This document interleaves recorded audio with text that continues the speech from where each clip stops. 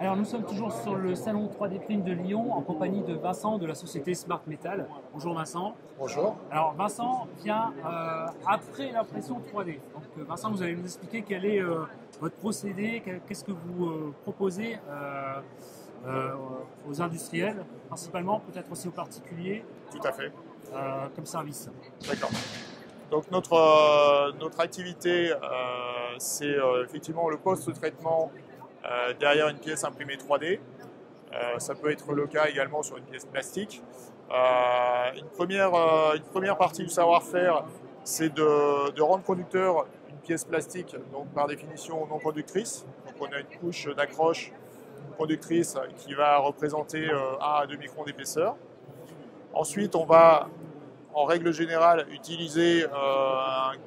on va passer la pièce en cuivrage dans un mât électrolytique et on va déposer une forte épaisseur.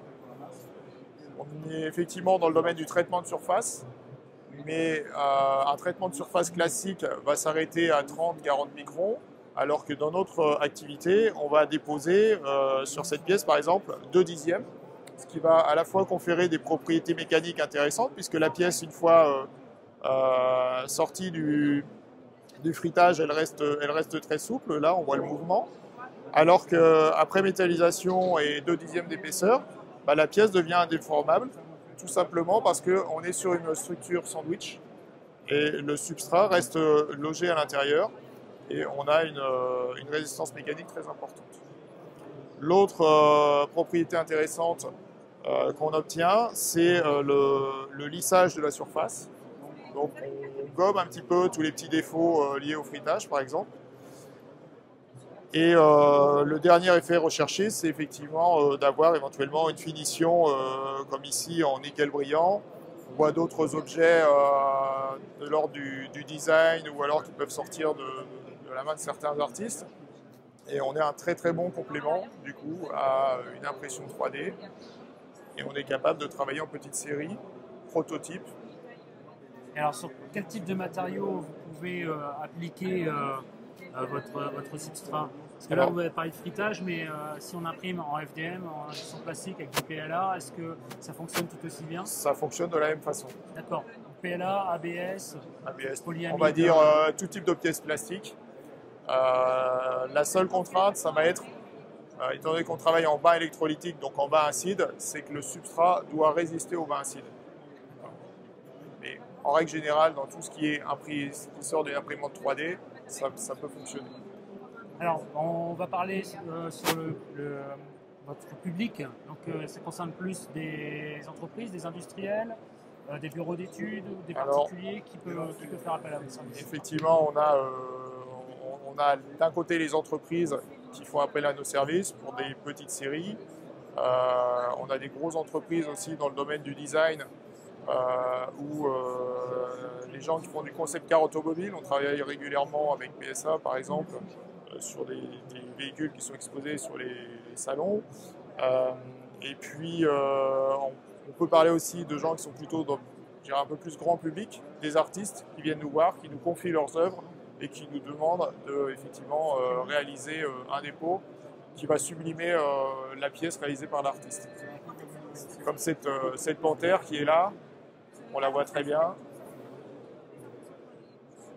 Voilà, ici on est sur une pièce stéréolithographie qui au départ n'a pas forcément de résistance mécanique et pas du tout un bel aspect.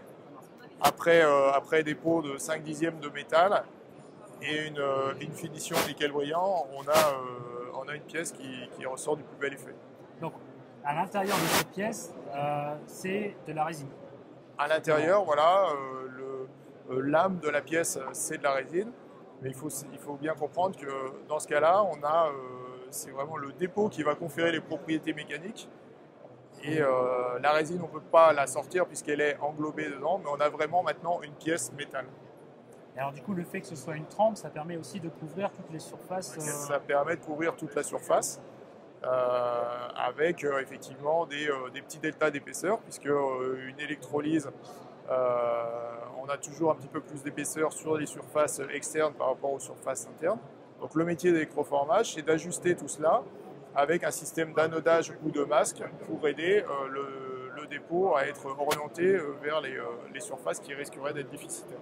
Alors l'épaisseur maximum, c'est... Il n'y a pas de maximum. Il n'y a pas de maximum? Il n'y a pas de maximum, on est capable de déposer 2 dixièmes, 3 dixièmes comme 10 mm. D'accord. Voilà. En fait, tout cela correspond à un temps de main. Donc plus vous restez longtemps en main, plus vous montez en épaisseur.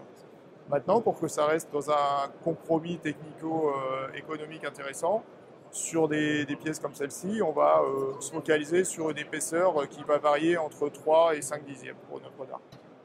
D'accord, très bien. Alors, si on veut faire appel à vos services, vous avez un site internet? Alors, nous avons un site internet, donc smartmetaldesign.com. Vous nous contactez, et effectivement, on s'engage à vous répondre dans les quelques jours suivants. L'idéal, c'est de nous fournir, si c'est disponible, un fichier numérique.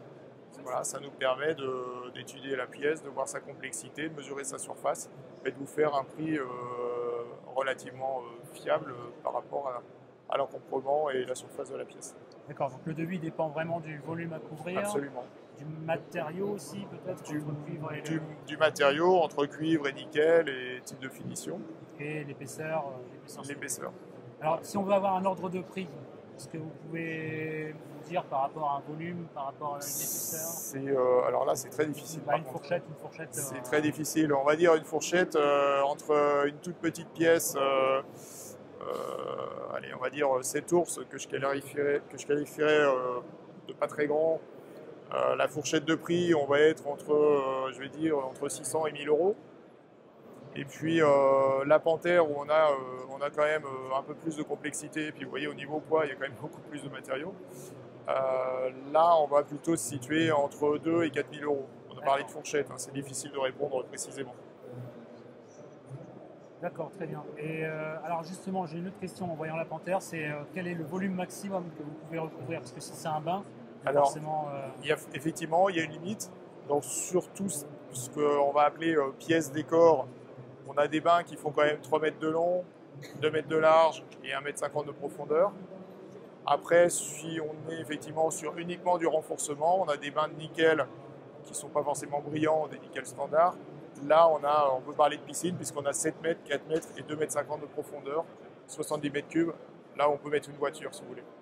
Et qu'est-ce que vous préconisez avant la fabrication, avant l'impression 3D de l'objet, en sachant qu'il y aura un post-traitement qui nécessitera l'ajout d'une épaisseur supplémentaire? Oui. Je pense que déjà à la conception, on peut prévoir cette épaisseur supplémentaire. Alors à la conception, effectivement, si on est sur des pièces fonctionnelles, on peut effectivement soustraire une épaisseur de 2 à 3 dixièmes qui permettront de positionner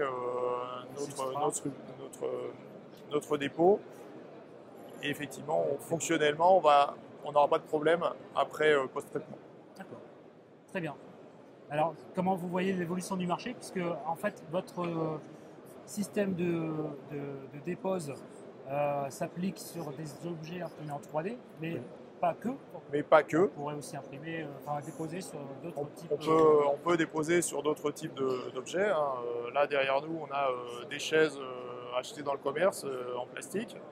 Après métallisation, on voit qu'on les a renforcées mécaniquement et puis on leur a donné un aspect un petit peu plus joli. Et alors du coup, la part de l'impression 3D, des objets imprimés en 3D dans votre business, est-ce que la tendance a évolué? Aujourd'hui, dans notre business, les pièces imprimées 3D, c'est plutôt 80% de l'activité. D'accord. C'est en croissance? Et c'est en croissance, on est à peu près sur le même trend que la progression du marché de l'impression 3D en général. Donc, très bien.